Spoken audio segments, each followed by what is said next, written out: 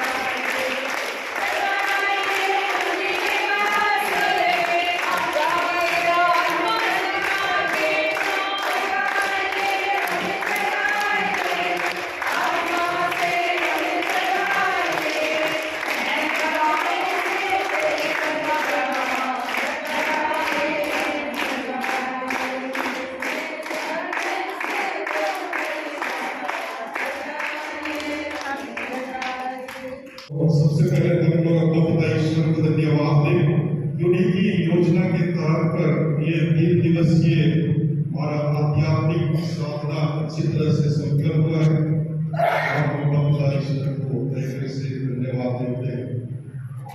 और मैं सिस्टर अर्चना और उनकी टीम को बड़े दिल से धन्यवाद देता हूँ।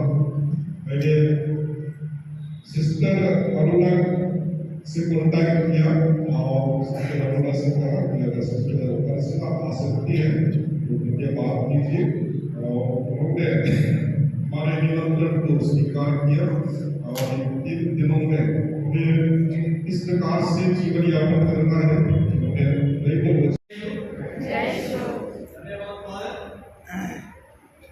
जैसा कि फादर ने कहा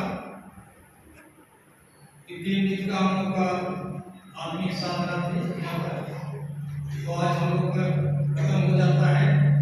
इस आत्मिक साधना के लिए हमने कई दिन से इंतजार था, पहुँच गया, बीत गया, पता नहीं चला। और इस समय हमारे विश्व स्वामी जी यहाँ पर उपस्थित हैं। मैं आप लोगों की ओर से हमारे विश्व स्वामी का हार्दिक स्वागत करता हूँ।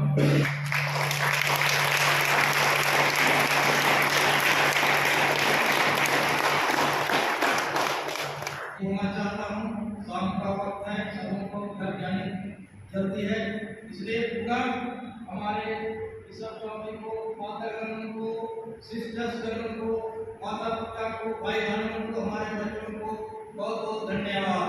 जय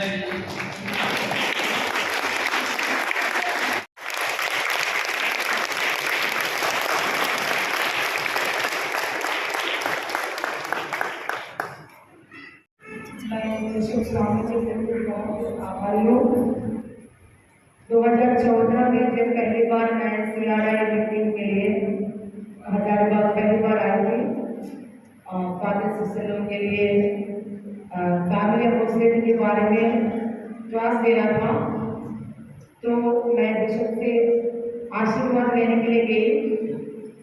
तो बिशप स्वामी हमसे बोले, डरना नहीं, don't be worried, you will do, ऐसा बोले मुझे। सच में आप सभी को नया जीवन मिला है, प्रार्थना के वरदान मिलने से, तो सबों को बधाई और खुश नया जीवन। जय यीशु, खुश नया जीवन। और जिस तरीके से देखें, आत्मिक साधना हमारा संपन्न हो गया था। उसके बाद में एक आखिरी ग्रुप फोटो, ये तो होता ही होता है चाहे प्रोग्राम जो भी रहे, ठीक है। तो एक ग्रुप फोटो हुई जो आप सभी लोग देख सकते हैं।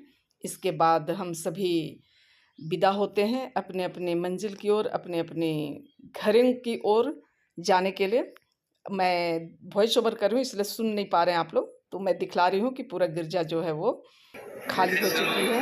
हाँ, जय यीशु आप लोग ग्रहण कीजिए। और चाय और बिस्किट आखिरी समय में, तो चाय बिस्किट के बाद हम लोग सब अपने अपने घर की ओर प्रस्थान हुए। तो चलिए, आप लोग सब बने रहिए और पसंद आने पर लाइक, शेयर और कमेंट कीजिएगा, और नए आने वाले हैं तो सब्सक्राइब करना मत भूलिएगा। Bye bye, good night.